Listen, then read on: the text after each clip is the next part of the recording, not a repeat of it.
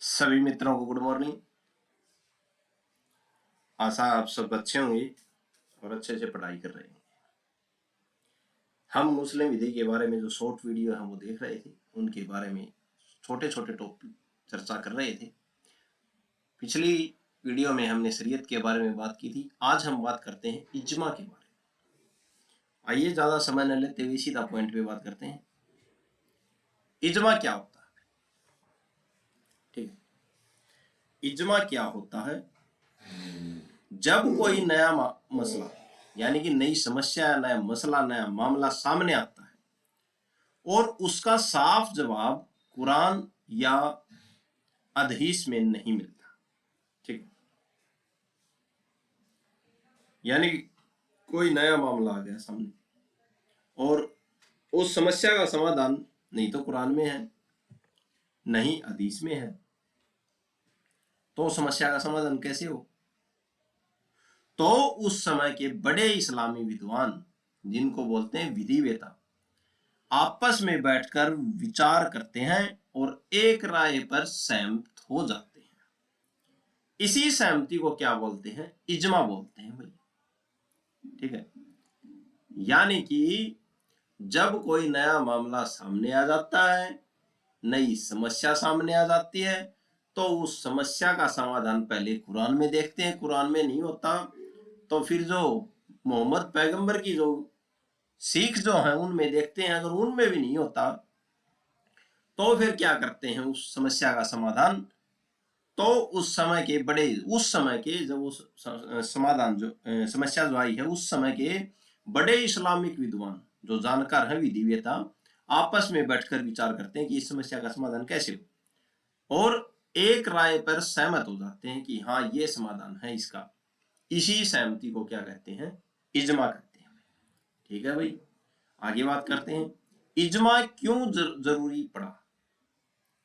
ठीक है, समय के साथ इज्मा जरूरी क्यों पड़ा भाई? तो समय के साथ बदलता समय, नई समस्याएं आई, इस्लाम अलग अलग देशों में फैला भाई। ठीक है, हर नई बात का सीधा जवाब कुरान हदीस में नहीं था, इसलिए विद्वानों ने मिलकर फैसला करने का तरीका अपनाया। यही क्या है? इज्मा है। ठीक है, तो जरूरत क्यों पड़ी? क्योंकि समय बदलता गया, समाज का विकास होता गया, समाज बदलता गया। समाज बदलते, जैसे पहले साइबर क्राइम नहीं था, अब रहा बड़े। ठीक है, तो नई समस्याएं सामने आई, इस्लाम अलग अलग देशों में फैला, हर नई बात का सीधा जवाब कुरान हदीस में नहीं था, इसलिए विद्वानों ने मिलकर फैसला करने का तरीका अपनाया। इसी को क्या कहते हैं? इज्मा कहते हैं। आगे बात करते हैं इज्मा कौन बन सकता है।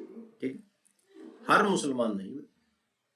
अब सीधी बात है, पहले ही बात रख दी है कि कौन था? इस्लामिक विधिवेता बन सकते हैं। ठीक है, इज्मा कौन बना सकता है? तो इज्मा कौन बना सकता है? हर मुसलमान नहीं बना सकता, सिर्फ योग्य विद्वान, जिन्हें मुत्तहिद कहा जाता है, मुजतहिद कहा जाता है, वही विद्वान क्या कर सकते हैं भाई? इज्मा बना सकते हैं। यानी कि जो विधि के जानकार जो हैं, सिर्फ योग्य विद्वान, जिन्हें मुजतहिद कहा जाता है, वही क्या बना सकते हैं? इज्मा बना सकते हैं, वही विचार रख सकते हैं। मुजतहिद बनने की शर्तें। ठीक है, तो मुजतहिद कौन बनेगा? एक और नया शब्द आ गया, मुजतहिद। मुजतहिद बनने की शर्तें कि कौन बन सकता है? वह मुसलमान हो, उसे इस्लामी कानून का गहरा ज्ञान हो, वह खुद सोच समझ कर फैसला देने की अक्षमता रखता हो, वो बनेगा क्या? मुजतहिद। ठीक है, जिसको वह मुसलमान हो और क्या हो? इस्लामिक कानून की जानकारी हो, गहरी जानकारी, ज्ञान हो, वह खुद सोच समझ कर फैसला देने की अक्षमता रखता हो। ठीक है, वो क्या बनेगा? मुजतहिद। और ध्यान रखो भाई, वह बिना आधार के फैसला नहीं दे सकता। ये नहीं कि अपने मन से फैसला दे दिया, आधार चाहिए उसको कि ये आधार है, इस आधार पे हमने ये फैसला दिया है। उसे अपनी राय कुरान या हदीस से साबित करनी होती है भाई। ठीक है,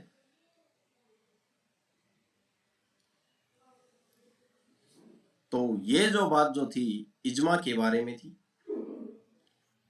अब एक नया प्रश्न आ जाता है नीचे, इजितहाद क्या है? इजतिहाद क्या है? इजतिहाद क्या है? ठीक है, जब विद्वान मिलकर सोच विचार करके कानून जैसा निर्णय निकालते हैं, उस प्रक्रिया को क्या कहते हैं? इजितहाद कहते हैं। ठीक है, पहले तो क्या बना? इज्मा बना, इज्मा कर दिया, सबका एक मत हो गया। मुजतहिद कौन है? मुजतहिद जो विधि का जानकार है, मुसलमान है, सोच समझ कर फैसला दे। अब फैसला भी दे दिया तो क्या करें? निर्णय निकाल दिया इन्होंने कि इस समस्या का ये समाधान है। तो जो समस्या का समाधान निकाला है, जो निर्णय निकाला है, उस प्रक्रिया को क्या कहते हैं? इजितहाद कहते हैं। क्या कहते हैं? इजतिहाद।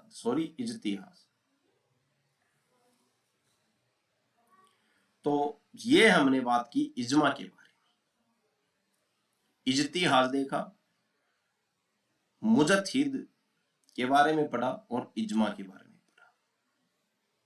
ठीक है, तो आज जो है, आज के लिए इतना ही। आशा है आपको ये छोटी छोटी वीडियो समझ आ रही होंगी, पसंद आ रही होंगी।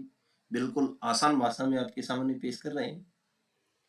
और चैनल को लाइक करें, सब्सक्राइब करें, जहां तक हो सके इसको पहुंचाने की कोशिश करिए। आज के लिए इतना ही, धन्यवाद।